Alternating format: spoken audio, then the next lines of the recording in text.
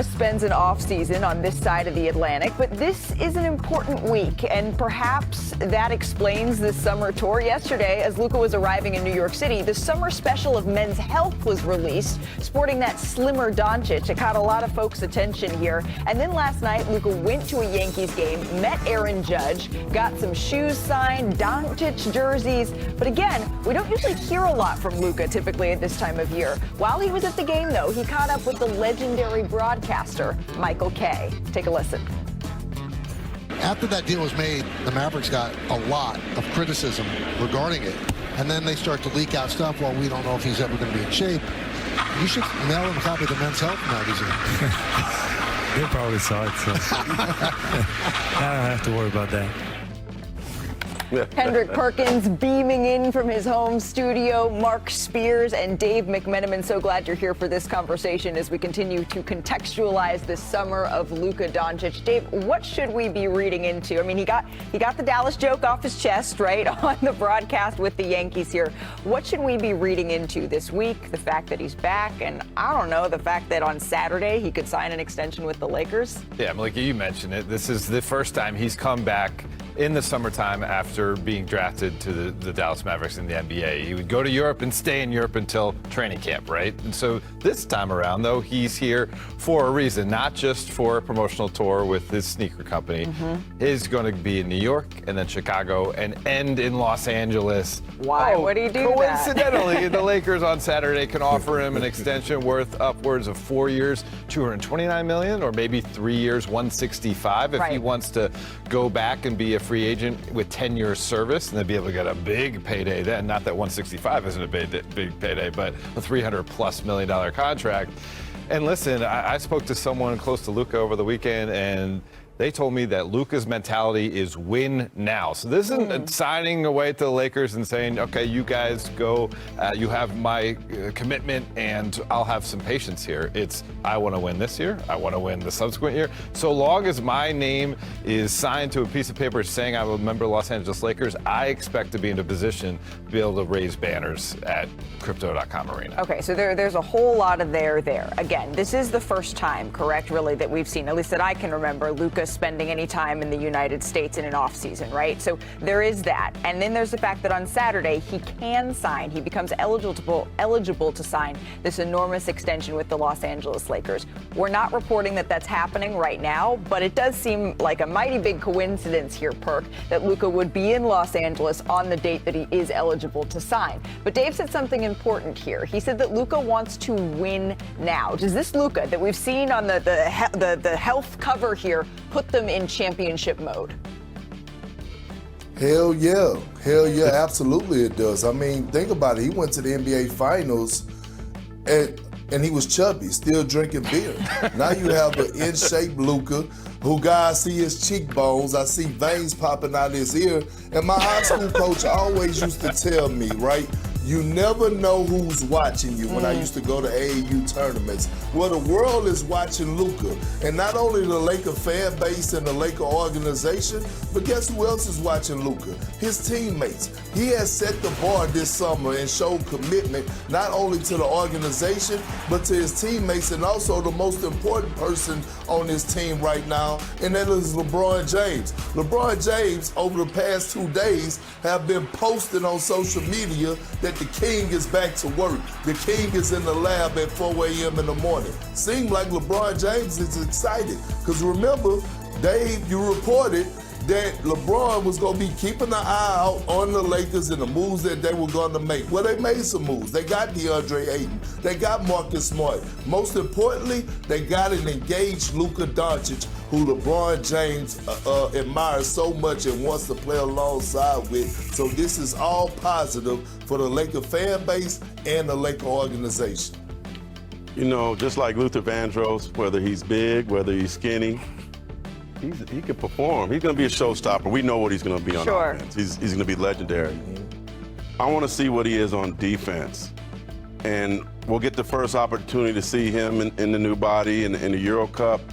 But if this man can put the effort, the intensity into playing on the defensive end, why can't he be the best player in the league? Why can't he be the one that leads this team to a championship along with LeBron? To me, that is the missing piece for him being one of the greatest players of all time.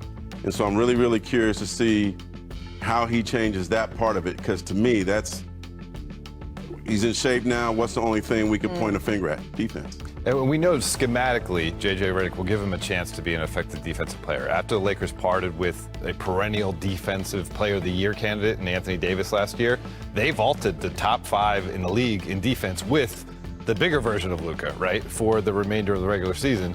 I think you will get an ability to use him in different ways, which could only help J.J. Redick's defense. In the Western Conference right now, it feels like we're talking in tiers. Oklahoma City, you can argue, is in a class of their own here. And then maybe you're looking at the Kevin Durant new look Houston Rockets. Potentially you're looking even at the Denver Nuggets, who retooled a little bit this summer. I'm not sure the Los Angeles Lakers are quite in that tier, but Luka Doncic that we have seen now, and his sort of new body that he's showing the world, and then also LeBron James in the gym at 4 o'clock in the morning. I thought 7:30 was okay for me. 4 a.m. It ain't gonna happen. And then maybe you're looking at somewhere like, I don't know, the Los Angeles Clippers, because elsewhere in Los Angeles, the Clippers, they rolled out the red carpet welcome for CP3's return to the organization at Intuit Dome on Monday afternoon. And clearly, this meant a lot to CP. He told reporters that his return, it was more than just a jersey, it was his destiny. This is one of those things I kind of manifested for a long time. Sort of tried to speak it into existence, but you just never know if it's really gonna happen, because I love to hoop. I love to play this game, but I love my family more than any of it. So I have so much gratitude for Steve Ballmer, for L. Frank, T. Lou, Gilly, and everybody in the Clippers organization for bringing me in. If I'm really honest, I wanted to get back and play here by any means necessary, right? I didn't even care what the team looked like. I just want to be home, be here with the Clippers. And to tell you, man, I'm just so excited about the moves that the team has made this offseason, right? And Brad coming to the team, Brook Lopez, all the young guys. I talked to James, I talked to Kawhi, and I'm even more excited about what I think we have a chance to do. So we were all at this press conference yesterday, and I thought, I'll be honest, I thought that we were going to hear Chris Paul say that this is going to be the last hurrah. I thought we were all going to be showing up to hear Chris Paul saying, this is where I wanted to end my season. And you know what? I should have known better. I should have known better than to count out CP, because he was talking about still having championship aspirations, still with this roster. The one thing that's evaded him here, Mark. Yeah. Do you see this group, even with their AARP cards, being able to sort of be in that conversation? Hey, I resent that. Our Hall of Famer here. Send me those letters. We're talking about in that place seasoning. Yet. So long as you don't resemble that, really. Just they got a lot of new interesting parts. Right? Brooke, John. What about Bradley? We haven't heard Bradley speak yet. I'm waiting to hear Bradley speak. 2 years ago, I did a diary with Bradley. Why? Because his addition to Phoenix was supposed to be magnificent. It was supposed to give him a big 3. He's supposed to be a future Hall of Famer. Right. It was a bust. Bradley Beal has to be on a mission to get respect back for the special player he is, the special shooter he is. He doesn't have to be forced to play point guard anymore. I saw him in Utah last year. He was really emotional. I could tell this wasn't a good place for him. This is his chance to push Phoenix up. Right. They lost to a great shooting guard. You got to be that or better, Bradley. Well, he spoke with his actions by giving up the number 3 jersey to Chris Paul. I think it was obviously a classy gesture, and they have a long-standing relationship through their connection through the Jordan brand for years. I think the thing that can be really beneficial to Chris here is that we are mentioning all these other names, right? You're mentioning the additions of Brook Lopez and Bradley Beal right on down the line, where he's not. To your point, his wife told me he has no pressure. That's right. Like, he doesn't need to be the Chris Paul that we've seen over the years. He needs to be a guy who can be as reliable as possible. He played 82 games last year, right? And someone who can give them spot minutes in the fourth quarter to close out games. We know he's a master at that. Yep. And just help this group come together. Be a guy, a coach on the bench for Ty Lue, and they have a deep relationship as well. It's a really good fit going into the year. I really like the Clippers roster here, Perk, but all of this comes back to one thing in my mind, and that is the health of Kawhi Leonard. This team goes as Kawhi goes. No, you're right. I mean, and we're talking about an older ball club, and getting to the postseason is healthy. and they need to be healthy, but they got to get to the postseason. And we're talking about in the tough Western Conference. We know at any given time, Kawhi Leonard could be the best player on the floor. We just don't know when he's going to be on the floor. So if I'm the Clippers, if I'm Ty Lue, I want to hit the start of the season. I want to hit the ground running. I want to come out and I want to have the best record in the NBA. I want to set the tone early because the Western Conference at the start, throughout the course of this season, in my opinion, is going to be like the playoffs. Every single night is going to be a battle. So, again, the Clippers just got to get to the postseason healthy with fresh legs, which is going to be a hard task. And if we see the Kawhi Leonard that we saw play 39 minutes or whatever it was against the Golden State Warriors, that final game as they were trying to stay out of the play-in, and the team that we saw against the Denver Nuggets in that first round, then maybe it is Kawhi and the Clippers that, I don't know, could happen. The Carter coach, Carolyn Peck. All right, let's get into it, because on Monday night, we saw the improbable, right? The Dallas Wings defeating the New York Liberty here. When we're looking at what to take away from this for the rest of the week, looking towards the schedule that the Liberty have here, Coach, what is that? I think the biggest thing is that they've got to get off to a better start. LA got them because they got out to a slow start. Then Dallas got them. Dallas went up as much as 30. Now, they made it a game. In the third quarter. In the third quarter. But the thing about it is New York cannot take their foot off the gas. If they want to repeat as champions and put themselves in the position to be a number one spot, they've got to get off to a better start. Now, no Brianna Stewart, but you still have JJ. JJ floated around the three-point line too long in the first half. Went to work in the paint in the second half. New York was more aggressive. That's how they've got to play. Yeah, I think it's an energy thing. Like, I was very surprised. Dallas was coming off of a back-to-back.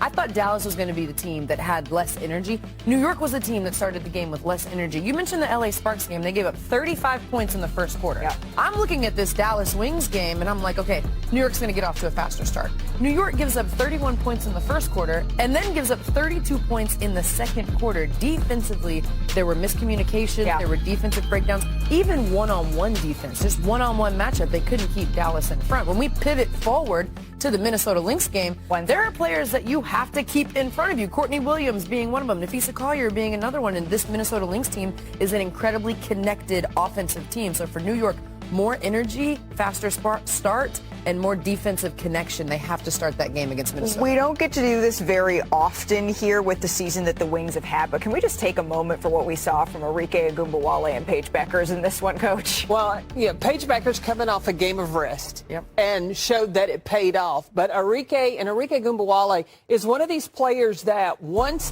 she hits a few, let her cook. Exactly. I mean, there was nothing that they could do about it. And then making baskets in that first half became infectious. Yes. I mean, everybody that looked to take a shot was there. And again, but I go back to New York's defense, one-on-one. That's where Dallas said, I'm going to take you and I'm going to make you play one-on-one. In the second half, they started just settling for jumpers. Played not to lose instead of playing to win. They're fortunate to get this one. But if they had put two back-to-back halves, this could have been 120 points. Yeah, we could have seen they were on pace. We could have seen them on pace with that record of 127 points put up here in the W. But Paige Beckers Arike scored or assisted on 72 of the 92 points here. It was incredible. You talk about Arike scoring 20 points, but also 14 assists. Right. The way that she was able to find her teammates, she was 7 of 15 from the field, so it was also efficient. And then Paige Beckers, 20 points, 3 steals on 7 of 12 from the field. The fourth quarter was alarming, only putting up 7 points. But give them credit because they held on and they got the win. They have another tough test here coming up on Wednesday. They face the Dream. Meanwhile, we have the Liberty and the Lynx right here at ESPN Wednesday night. So that was Monday. Today, though, the top story in the W, the Sparks. They have a lead.